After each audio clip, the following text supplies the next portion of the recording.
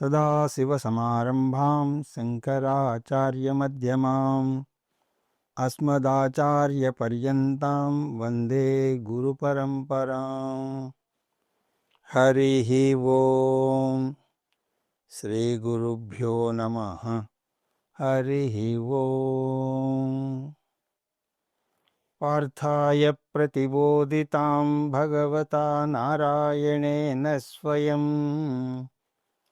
వ్యాసేన గ్రథితాం పురాణమునినాం మధ్యే మహాభారతం అద్వైతామృతవర్షిణీం భగవతీం అష్టాదశాధ్యాయినీం అంబ త్వామనుసందధామి భగవద్గీతే భవద్వేషిణీ. యం బ్రహ్మా వరుణేంద్రరుద్రమరుతస్తున్వంతి దివ్యైస్తవైః వేదైః సాంగపదక్రమోపనిషదైః గాయంతి యం సామగాః. ధ్యానావస్థితతద్గతేన మనసా పశ్యంతి యం యోగినః యస్యాంతం న విదుః సురాసురగణాః దేవాయ తస్మై నమః. ఓం శ్రీకృష్ణ పరబ్రహ్మణే నమః. స్మరవారం వారం కార్యక్రమంలో శ్రీమద్ భగవద్గీత జ్ఞానయజ్ఞంలో 96వ రోజు అధ్యయనానికి మీ అందరికీ స్వాగతం. మచ్చిత్తా మద్గత ప్రాణా బోధయంతః పరస్పరం కథయంతశ్చ మాం నిత్యం తుష్యంతి చ రమంతి చ. ఈ విరాట్ భక్తులు వారికి కలిగే ప్రతి అనుభవంలోనూ భగవంతుణ్ణే చూస్తారు అంటే మామూలుగా కంటితో చూడడం కాదు. కన్ను జడ పదార్థాన్నే చూపిస్తుంది.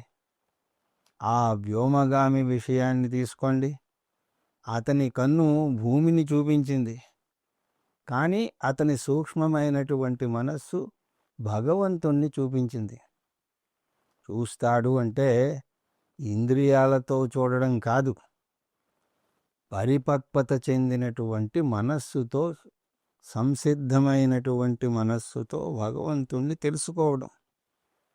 ఆ సూక్ష్మమైన మనస్సుతో కంటికి కనబడనటువంటి సర్వజ్ఞుడైనటువంటి భగవంతుణ్ణి, సృష్టిలో ఆ వైవిధ్యాన్ని, క్రమపద్ధతిని, ఆనందాన్ని, సమతుల్యతను చూడగలగడం. అలా చూడగలుగుతాడు. మచ్చిత్తాః అంటే అటువంటి భక్తుడు నిరంతరం నా ఆలోచనలోనే ఉంటాడు అని అంటున్నాడు కృష్ణ పరమాత్మ. ఏదో ఒక పరిమితమైనటువంటి సమయంలోనే కాదు, ఎల్లవేళలా నన్ను క్షణం కూడా మర్చిపోడు. మద్గత ప్రాణా, ప్రాణ అంటే ఇంద్రియాలు, వారి ఇంద్రియాలను కూడా నా మీదే నిలిపిన వారు అంటే వారు భగవత్ సన్నిధి నుంచి కొంచెం కూడా దూరం అవరు. ఆ వ్యోమగామి విషయాన్నే తీసుకోండి. అతని దేని గురించైనా మాట్లాడి ఉండవచ్చు, కానీ భగవంతుని సృష్టి యొక్క అద్భుతాన్ని అతను వర్ణించాడు. పరస్పరం బోధయంతః, అలా వారు ఎప్పుడు వారికి కలిగినటువంటి దైవానుభూతుల గురించే వర్ణిస్తూ ఉంటారు. వారికి ప్రాపంచిక విషయాల మీద మక్కువ ఎక్కువగా ఉండదు. అందరిలాగా పిచ్చాపాటి మాటలు మాట్లాడరు. కథయింతశ్చ అంటే పిల్లలకు కథలు కూడా దైవం గురించే చెప్తారు. మనం బోధించే విద్య ఎలా ఉండాలి అంటే కంటికి కనబడే జగత్తు నుంచి కంటికి కనబడని బ్రహ్మను తెలుసుకునేలాగా మనస్సును తీర్చిదిద్దాలి. జగత్తును సరిగా అర్థం చేసుకుంటే అదే బ్రహ్మ. అలా లోతుగా విశ్లేషించడానికి పరిపక్వమైనటువంటి మనస్సు ఉండాలి. కెమిస్ట్రీ కానీ ఫిజిక్స్ కానీ నేర్చుకోవడం తేలికే, కానీ తోటి మనిషి హృదయాన్ని చదవడం చాలా తేలికేం కాదు. ఒక భర్త కెమిస్ట్రీలో చాలా దిట్ట. ఏది చూసినా సరే దాన్ని లోతుగా పరిశీలించి దాని మీద పరిశోధనలు జరుపుతూ ఉండేవాడు. ఒకరోజు అతని భార్య ఎందుకో కన్నీళ్లు పెట్టుకుంది. భర్త దృష్టికి అది చేరలేదు. అన్నీ పరిశోధించే భర్త ఆమె కన్నీళ్లకు కారణాన్ని శోధించలేకపోయాడు. అసలు కన్నీళ్లు తెలిస్తే కదా వాటిని శోధించేది. భార్య ఇక ఉండబట్టలేక అడిగింది, నేను ఏడుస్తున్నాను, నా కన్నీళ్లు మీకు తెలియడం లేదా అని అన్నది. దానికి ఆ మహానుభావుడు ఏం చెప్పాడు తెలుసా? ఎందుకు తెలియడం లేదు? కన్నీళ్ళ గురించి నాకు చాలా బాగా తెలుసు. వాటిని NaClH2O అంటారు. అంటే సోడియం క్లోరైడ్తో కలిసినటువంటి నీళ్ళు. అంటే అతనికి కన్నీళ్ల గురించిన జ్ఞానం ఉంది, కానీ కన్నీళ్లు వెనుకున్న బాధాతప్త హృదయం గురించి తెలియదు. ఆమె సున్నితమైనటువంటి మనస్సు నేనున్నాను అని ఓదార్చే, కన్నీళ్లు తుడిచే చెయ్యి కోసం ఆరాటపడుతోంది అని వాడికి అర్థం కావడం లేదు. కెమిస్ట్రీ చెప్పని, విశ్లేషించని భావనను తెలుసుకోవడానికి స్పందించే మనస్సు అన్నది ఉండాలి. అలాగే భగవంతుని యొక్క విరాట్ రూపాన్ని కూడా చూడడానికి స్పందించేటువంటి మనస్సు ఉండాలి. అది నిర్వికారంగా చూసేటువంటి కన్నుకు అందదు. ఆ కన్నుకు మనస్సు కూడా తోడవ్వాలి. అందువల్ల కథయంతశ్చ అంటే కంటికి కనిపించే జగత్తు వెనక కనపడనటువంటి అద్భుతమైనటువంటి హస్తం ఉంది అని చెప్పి దాన్ని తెలుసుకోగలిగే సూక్ష్మ బుద్ధి పిల్లలకు కలుగజేయాలి. మాం నిత్యం, అలా ఎప్పుడూ నన్నే తలుచుకునే మనస్సు అంతకన్నా చిన్న విషయాల వైపుకు చెలించదు. అంటే నిత్యం ఎప్పుడూ కూడా నన్ను తలుచుకుంటూ ఉంటారు. అంటే వారు నిర్వర్తించాల్సినటువంటి కర్తవ్యాన్ని వదిలేసి భగవంతుణ్ణి స్మరిస్తూ కూర్చోరు. ఆ వ్యోమగామి తను చంద్రుడి మీదకు ఎందుకు వెళ్ళాడో మర్చిపోలేదు. తన కర్తవ్యాన్ని నెరవేరుస్తూనే భగవంతుని యొక్క విశ్వరూపాన్ని కూడా చూశాడు. అటువంటి దర్శనం చేస్తే కలిగేటువంటి లాభం ఏమిటి అంటే తుష్యంతి చ రమంతి చ. ఈ భావన వల్లనే పరిపూర్ణతను అనుభవిస్తారు. ఆ సంసార విషయంలో అతను ఓటమి పొందవచ్చు, ఉద్యోగ విషయంలో ఓటమి పొందవచ్చు, కానీ విశ్వరూప సందర్శనం చేయగలిగితే జీవితంలో ఓడిపోయిన భావన ఎన్నడూ కలగదు. ఈ భావన జీవితాన్ని విజయవంతం చేస్తుంది. అంతటా భగవద్ దర్శనం కలగడమే పరిపూర్ణ భావనను కలగజేస్తుంది. సంతుష్టి పొందడమే కాదు, వారు అందులో రమిస్తారు కూడా. భగవంతుని మీద ఎప్పుడూ కృతజ్ఞతాభావంతో ఉంటారు. విరాట్ రూప దర్శనం చేయించినందుకు భగవంతుని మీద వారికి కృతజ్ఞత కలుగుతుంది. అప్పుడు వారికి ఏమవుతుందిట? తేషాం సతతయుక్తానాం భజతాం ప్రీతిపూర్వకం దదామి బుద్ధియోగం తం ఏన మాముపయాంతి తే. సతతయుక్తానాం, ఈ భక్తులు నిరంతరం నా ధ్యానంలోనే ఉంటారు. తక్కిన వారితో అనుబంధం కొనసాగిస్తున్నా కూడా నాతో ఉన్న అనుబంధాన్ని వాళ్ళు మర్చిపోరు అని అంటున్నాడు. అంతకు ముందు కూడా మనం చూసాం, ఒక అలకు సముద్రంతో ఉండే అనుబంధం అది ప్రాథమికమైనటువంటి అనుబంధం. ఎందుకు? ఆ అల సముద్రం నుంచే పుట్టింది, సముద్రం వల్లనే స్థితి పొందుతుంది, మళ్ళీ సముద్రంలోనే లయమైపోతుంది. అందువల్ల అలకి సముద్రానికి మధ్య ఉన్న సంబంధం, ఆ అనుబంధాన్ని ప్రాథమిక అనుబంధం అని అంటారు. ఆ అల తనతో పాటు ఎగిసిపడే మరొక కెరటాన్ని చూసి ముచ్చటిపడి దానితో ప్రేమలో పడి పెళ్లి కూడా చేసుకోవచ్చు. వారిద్దరికీ ఆ పెళ్లి వల్ల పిల్లలు కూడా పుట్టచ్చు. ఆ పిల్ల అలా కూడా పుడుతుంది. అలాగా ఆ మూడు కలిసి ముచ్చటగా సముద్రంలో ఎగిరెగిరి పడుతూ ఉంటాయి. కానీ మనకు తెలుసు ఆ ఆనందం మూన్నాళ్ళ ముచ్చటే అని. అంతేకాదు, రెండు అలలు కూడా ఎన్నడూ ఒకేసారి పుట్టవు, ఒకేసారి లయము అవవు. అందువల్ల అలకు అలకు మధ్య ఉన్న సంబంధం తాత్కాలిక సంబంధమే, వచ్చిపోయే అనుబంధమే అది. కానీ అలకు సముద్రంతో ఉన్నటువంటి అనుబంధం అది శాశ్వత అనుబంధం, అది స్వాభావిక అనుబంధం. అలాగా విరాట్ భక్తునికి ఈ విషయం బాగా అర్థమవుతుంది. తనకు భగవంతునికి మధ్య ఉన్న అనుబంధం అలకు సముద్రానికి ఉన్న అనుబంధం లాంటిది. అది శాశ్వతం, అది స్వాభావికం.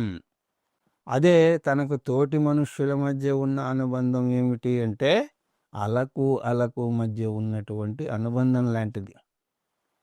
అతనికి అనేక మందితో అనేక బంధాలు ఉండవచ్చు, కానీ భగవంతునితో ఉన్న అనుబంధం వీటన్నింటికన్నా కూడా పవిత్రమైనది, వీటికన్నా లోతైనది, వీటన్నింటికన్నా కూడా ప్రాథమికమైనది, అన్నింటినీ మించి వీటన్నింటికన్నా విశాలమైనది కూడా.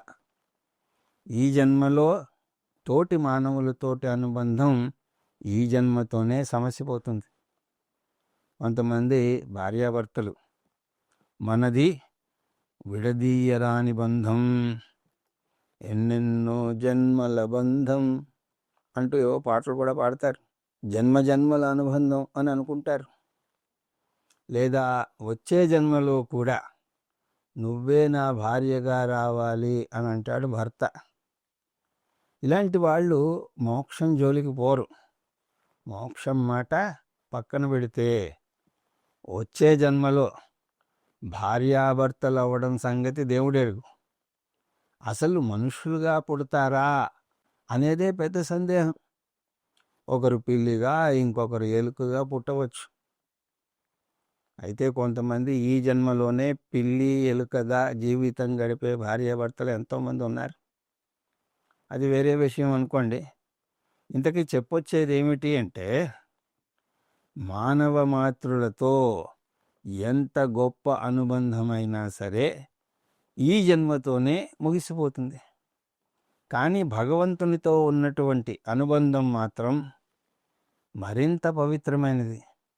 అంటే ఏదో తక్షణం మానవ అనుబంధాలని వదులుకోమని బోధించడం లేదు శాస్త్రం. శాస్త్రం చెప్పేది ఏమిటి అంటే ఈ మానవ అనుబంధాలు భగవంతునితో ఉన్నటువంటి శాశ్వత అనుబంధాన్ని మరిచిపోయేటంత మైకాన్ని కలుగజేయకూడదు. అర్థమవుతుందండి? అందువల్ల భగవంతునితో అనుబంధాన్ని ఎప్పుడూ కూడా గుర్తు తెచ్చుకుంటూ ఉండాలి. భగవంతునికి చేసే ప్రార్థనలో ఈ ప్రార్థన కూడా మీరు జోడించాలి. ఓ దేవా, నా వారితో ఉన్న అనుబంధం ఆ మాయలో పడి నీతో ఉన్న అనుబంధాన్ని మర్చిపోకుండా ఉండేలాగా చెయ్యి. మనుష్యులతో నా అనుబంధం ఆగంతుకం, నీతో నా అనుబంధం స్వాభావికం అని ప్రార్థన చేయాలి. ఒక సంగీత విద్వాంసునికి తంబూరా శృతి చాలా ముఖ్యం. అతను పాడే పాటలో ఎంతగా తన్మయత్వం చెందినా కూడా, వాటిల్లో ఎంతగా లీనమైనా కూడా తంబూరా శృతిని మాత్రం అతను మర్చిపోడు. అలా గనక మర్చిపోతే తన పాట అపశృతి అయిపోతుంది. అదేవిధంగా విరాట్ భక్తునికి ఈశ్వరునికి మధ్య అనుబంధం తంబూరా శృతి లాంటిది. ఎన్ని అనుబంధాలు వచ్చిపోయినా కూడా భగవంతునితో మాత్రం చెక్కు చెదరని అనుబంధం ఉంటుంది అతనికి. అందువల్ల అటువంటి భక్తుణ్ణి సతతయుక్తానాం అని అంటున్నాడు కృష్ణ పరమాత్మ. సతతయుక్తానాం పదం చాలా లోతైన గంభీరమైనటువంటి పదం. సతతయుక్తానాం అంటే భగవంతునితో తన అనుబంధం ఎన్నటికీ మర్చిపోనివాడు. ఈ అనుబంధం కూడా ఎవరో బలవంతం పెడితే వచ్చింది కాదు. ప్రీతిపూర్వకం భజతాం, తనంతట తాను నన్ను ప్రేమతో పూజిస్తాడు అని అంటున్నాడు కృష్ణ పరమాత్మ. ఇది భగవంతుణ్ణి అర్థం చేసుకోవడం వల్ల ఆయన మీద ఏర్పడినటువంటి ప్రేమ. అసలు ముక్కు మొహం తెలియనటువంటి వ్యక్తిని మనం ప్రేమించగలమా చెప్పండి? అంతేకాదు, అతన్ని తీసుకొచ్చి పోనీ పరిచయం చేసి, ఇదిగో రేపు పొద్దున్న 7:30 నుంచి అతన్ని నువ్వు గాఢంగా ప్రేమించాలి అంటే హఠాత్తుగా ఆ ప్రేమ ఏం పుట్టుకొచ్చేది. కొంతమంది తుపాకీ చూపించి నన్ను ప్రేమిస్తావా లేదా, లేకపోతే నిన్ను చంపేస్తాను అని బెదిరిస్తారు కూడా. ప్రేమ అంటే మనం చేసే ఒక పని కాదు, ఫలానా అప్పుడు ఫలానా పద్ధతిలో చెయ్యమంటే అది చెయ్యడానికి. ప్రేమ ఎదుట వ్యక్తిని అర్థం చేసుకోవడం వల్ల దానంతట అదే పుడుతూ ఉంటుంది. శాస్త్రాన్ని అధ్యయనం చేసిన కొద్దీ భగవంతుని స్వరూపం అంతకంతకు తేట తెల్లమవుతుంది. భగవంతుని స్వరూపం తెలిసిన కొద్దీ మనకు తెలియకుండానే ఆయన మీద ఆరాధనాభావం అంతకంతకు వెల్లువై ప్రవహిస్తూ ఉంటుంది. ఈ అసంకల్పిత ప్రేమ భావనకు ప్రత్యేకించి నేనేమీ ప్రయత్నం చేయాల్సిన అవసరం లేదు. అందువల్ల కృష్ణ పరమాత్మ వారిని భజతాం ప్రీతిపూర్వకం అని అంటున్నాడు. అంటే వారంతట వారు ఇష్టంగా ఆయననే కొలుస్తారు. ఈ భక్తిలో కూడా 3 స్థాయి భేదాలు ఉంటాయి అని మనం 7వ అధ్యాయంలో చూసాం. మొదటి స్థాయి మందస్థాయి. ఆ స్థాయిలో భగవంతుణ్ణి మనకు కావలసినటువంటి లక్ష్యాలు పొందడానికి తోడ్పడే మార్గంగా మనం భావిస్తాం. అంటే ఒక విధంగా దీన్ని వ్యాపార బుద్ధి అని అనొచ్చు. భగవంతునితో కూడా మనం ఒప్పందం కుదుర్చుకుంటాం. నువ్వు ఇది చేస్తే నేను అది చేస్తాను, అది కూడా నువ్వు చేస్తేనే సుమా. తేషాం మేవానుకంపార్థం అహమజ్ఞానజం తమః నాశయామ్యాత్మభావస్థో జ్ఞానదీపేన భాస్వత. విరాట భక్తునిలో జ్ఞాన జ్యోతిని నేను వెలిగిస్తాను అని అంటున్నాడు కృష్ణ పరమాత్మ. జ్ఞానజ్యోతి అంటే జ్ఞానం. దేని గురించినటువంటి జ్ఞానం? ఈశ్వర జ్ఞానం. ఎటువంటి ఈశ్వరుడు? ఏకరూప ఈశ్వరుడో అనేక ఈశ్వరుడో కాదు, అరూప ఈశ్వరుడు అంటే నిర్గుణ పరబ్రహ్మ. అహం బ్రహ్మాస్మి అన్న జ్ఞానం లేదా అద్వైత జ్ఞానం, అది జ్ఞానజ్యోతి అంటే. అద్వైత జ్ఞాన దీపాన్ని వెలిగిస్తాడు కృష్ణ పరమాత్మ. అయితే ఎలా వెలిగిస్తాడు ఈ జ్ఞానజ్యోతిని? ఒక్కొక్కరిని దగ్గరికి పిలిచి తలలో ఏదో కన్నం ఏర్పరిచి అందులో దీపం పెట్టి వెలిగిస్తాడా అంటే అలా కాదు. జ్ఞానజ్యోతిని వెలిగించడం అంటే అక్షరాల ఒక జ్యోతిని వెలిగించడం అని కాదు. మనం అర్థం చేసుకోవాల్సింది ఏమిటి అంటే, ఆ మాటకొస్తే అద్వైత జ్ఞానమే కాదు, ఏ జ్ఞానాన్ని కూడా అలా దీపంలాగా వెలిగిస్తే వచ్చేది. ఒక ఫిజిక్స్ ప్రొఫెసరు ఫిజిక్స్ జ్ఞానజ్యోతిని మనలో వెలిగించాలి అని అనుకోండి, ఏం చెయ్యగలడు? మనం ఏదో దగ్గరికి పిలిచి తల ముట్టుకుని స్పర్శ తీస్తే ఇవ్వగలడా? ఏదో శక్తిపాతంలాగా. లేక చూపులతోనే జ్ఞానాన్ని ప్రసరింపజేయగలడా? అదేదో దృష్టి దీక్షలాగా. లేదా అతనికి క్రమం తప్పకుండా పాదపూజ చేస్తే గురవే నమః అని 1,00,000 సార్లు జపం చేస్తేనో ఫిజిక్స్ జ్ఞానం మనకి వస్తుందా? రాదు. ఫిజిక్స్ జ్ఞాన జ్యోతిని వెలిగించాలి అంటే దానికి ఒకటే పద్ధతి ఉన్నది. అది క్రమం తప్పకుండా ఒక క్రమ పద్ధతిలో కొన్నాళ్ల పాటు విద్యను బోధించాలి. ఏ జ్ఞానాన్ని అందజేయాలన్నా కూడా గురువు క్రమం తప్పకుండా కొంతకాలం పాటు బోధించాలి. గురువు క్రమం తప్పకుండా కొంతకాలం బోధించాలి అనంటే శిష్యుడు కూడా క్రమం తప్పకుండా అంతకాలము వినాలి. శిష్యుడు లేకపోతే గురువు ఎవరికి చెప్తాడు చెప్పండి? అందువల్ల జ్ఞానజ్యోతి అంటే ఇలా క్రమం తప్పకుండా చేసేటువంటి బోధ. అయితే ఈ బోధను ఎన్నాళ్ళు కొనసాగించాలి? శిష్యునికి అర్థమయ్యేదాకా, అతనికి ఉన్న సంశయాలు తొలగి నిశ్చయ జ్ఞానం కలిగేదాకా బోధించాలి. అందువల్ల నేను జ్ఞానజ్యోతిని వెలిగిస్తాను అని కృష్ణ పరమాత్మ చెప్తే శాస్త్రాన్ని క్రమం తప్పకుండా ఒక క్రమ పద్ధతిలో బోధించే గురువుని ఏర్పాటు చేస్తాడు అని అర్థం. భగవంతుని దగ్గర ఒక గురు సప్లై ఏజెన్సీ ఉంటుంది. అందులోంచి ఏదో ఒక గురువుని మన దగ్గరకు పంపగలడు. ఏ గురువు అందుబాటులో లేకపోతే భగవంతుడే స్వయంగా గురువుగా వస్తాడు. అర్జునుడికి గురువు అవసరమైనప్పుడు కృష్ణ పరమాత్మ ఏం చేశాడు? తానే స్వయంగా గురువు అయ్యాడు, తనే బోధ చేశాడు. మళ్ళీ దానికి ఏది షార్ట్ కట్స్ ఉపయోగించలేదు. కృష్ణ పరమాత్మ అర్జునుడి తల మీద చెయ్యి వేస్తే అదేదో సినిమాలో చూపించినట్టుగా కృష్ణ పరమాత్మ నుంచి ఒక లైట్ ఏదో ఇలా వచ్చి అర్జునుడి మనసులోకో తలలోకో వెళ్ళిపోయి అలా ప్రయాణం చేసి వెళ్ళడం లాంటిది ఏమీ జరగలేదు. అటువంటి జిమ్మిక్కులు ఏమీ చేయలేదు కృష్ణ పరమాత్మ. అలాగని చెప్పి టూకీగాను చెప్పేలేదు. ఒక క్రమ పద్ధతిలో కొంతసేపు బోధించాడు. 18 అధ్యాయాలు బోధించాడు.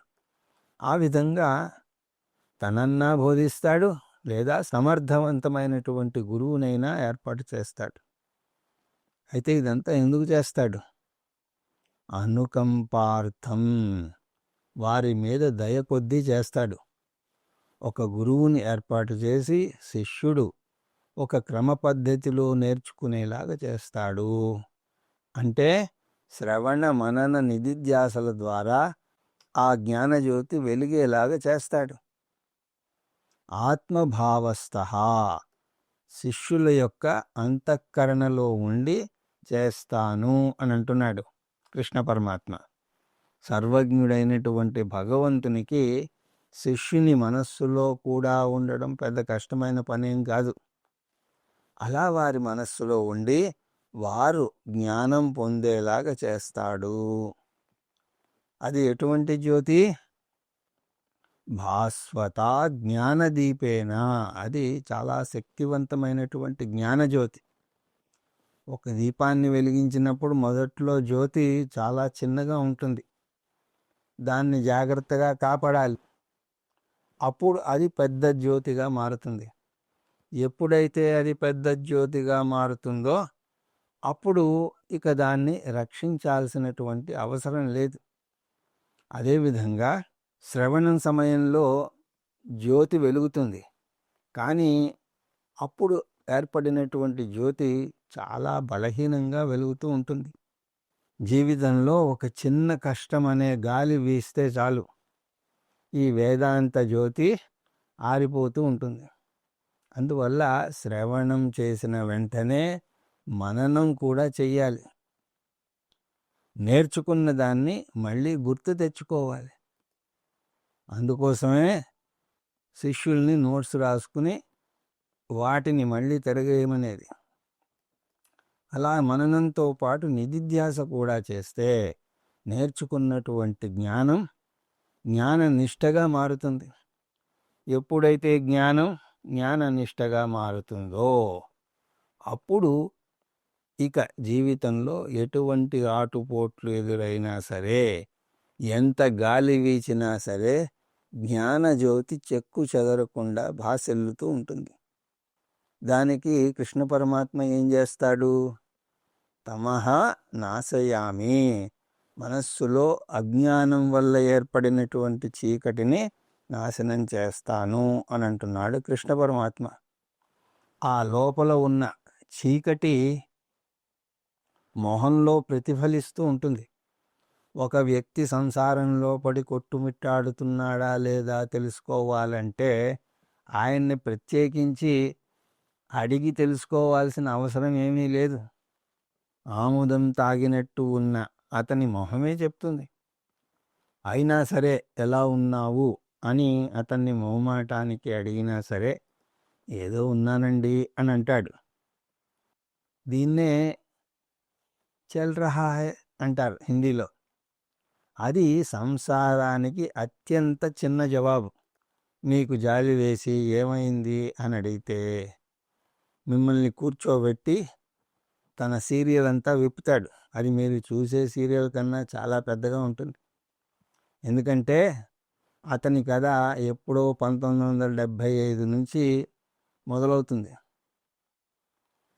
జ్ఞానం పొందితే ఇటువంటి ఆముదం తాగిన మొహం పోయి కాంతితో అతని మొహం మెరిసిపోతూ ఉంటుంది. అంటే అతని కష్టాలు తొలగిపోతాయా అంటే తొలగిపోవు, కానీ ఆ సమస్యలు అతన్ని పట్టి వేధించే శక్తిని కోల్పోతాయి. అందువల్ల అజ్ఞానం వల్ల ఏర్పడినటువంటి చీకటిని కృష్ణ పరమాత్మ పోగొట్టి బ్రహ్మజ్ఞాని అయ్యేటట్టు చేస్తాడు. బ్రహ్మజ్ఞాని అవ్వకుండా మోక్షం పొందే అవకాశమే లేదు కదా. ఈ శ్లోకాలన్నీ కూడా చాలా ముఖ్యమైనటువంటి శ్లోకాలు. ఎందుకంటే చాలామందికి ఒక అపోహ ఉన్నది. బ్రహ్మజ్ఞానానికి రాకుండా జ్ఞాన మార్గం బైపాస్ చేసి భక్తి మార్గం ద్వారా భగవంతుణ్ణి చేరవచ్చు అని అనుకుంటూ ఉంటారు. అలాంటి దగ్గర దారులు ఏవీ లేవు అని భగవంతుడు చాలా స్పష్టంగా చెప్తున్నాడు. అయితే అలాగని చెప్పి బెంబేలెత్తిపోవలసినటువంటి అవసరం కూడా లేదు. భగవంతుణ్ణి శరణు వేడితే జ్ఞానం పొందడానికి అవసరమైనటువంటి ఏర్పాట్లు కూడా ఆయనే చేస్తాడు. ఆ విధంగా విరాట్ భక్తుడు భగవంతుని సహాయంతో బ్రహ్మజ్ఞాని అవుతాడు అనే సారాంశం ఈ శ్లోకాల ద్వారా మనకు తెలుస్తోంది. ఆ విధంగా విభూతి యోగం యొక్క సారాంశాన్ని ఈ 11 శ్లోకాల్లో చెప్పాడు కృష్ణ పరమాత్మ. భగవంతుడే ఈ జగత్తుగా భాసిల్లుతున్నాడు అని గ్రహించడమే విశ్వరూప దర్శనం లేదా విరాట్ దర్శనం అని అంటున్నాడు. విశ్వం ఏవ రూపం శరీరం యస్య సహ విశ్వరూపం. భగవంతుని శరీరం ఈ విశ్వం. విశ్వరూపాన్ని విరాట్ అని కూడా అంటారు. వివిధం రాజతే ఇతి విరాట్. అతను అనేక రూపాల్లో ప్రకటితమవుతాడు కాబట్టి అతను విరాట్. బంగారాన్ని కూడా విరాట్ అనవచ్చు. ఎందుకంటే బంగారమే నగగా, గాజుగా, రింగుగా అనేక రూపాల్లో కనిపిస్తుంది.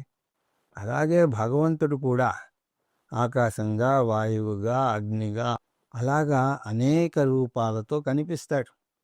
అటువంటి విశ్వరూపాన్ని చూసిన భక్తుణ్ణి విరాట్ భక్తుడు అని అంటారు. అటువంటి విరాట్ భక్తునికి ఎల్లవేళలా భక్తి ఉంటుంది. నిత్యము భగవంతుని ధ్యాసలో ఉంటాడు. అటువంటి వ్యక్తికి నిర్గుణ బ్రహ్మ జ్ఞానం ఎంతో దూరంగా లేదు అని అంటున్నాడు కృష్ణ పరమాత్మ. ఈ విరాట్ భక్తి ఏకరూప భక్తి నుంచి అరూప భక్తికి వెళ్ళే ముందు మధ్య దశగా తోడ్పడుతూ ఉంటుంది.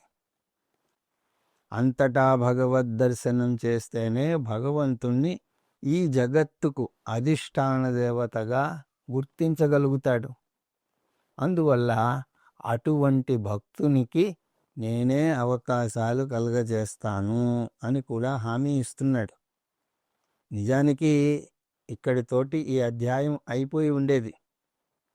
జగత్తంతా ఈశ్వరుని విభూతి అనేటువంటి సారం చూశాక ఈ అధ్యాయం ఇక అయిపోయింది. కానీ అర్జునుడు ఇంకొంచెం వివరంగా ఈశ్వర విభూతి గురించి తెలుసుకోవాలనుకున్నాడు. అందువల్ల కృష్ణ భగవానుణ్ణి మరిన్ని ప్రశ్నలు వేస్తున్నాడు. ఆ ప్రశ్నలు ఏమిటి అన్నవి తర్వాత తరగతిలో దర్శించే ప్రయత్నం చేద్దాం అని తెలియజేసుకుంటూ హరి ఓం తత్సత్.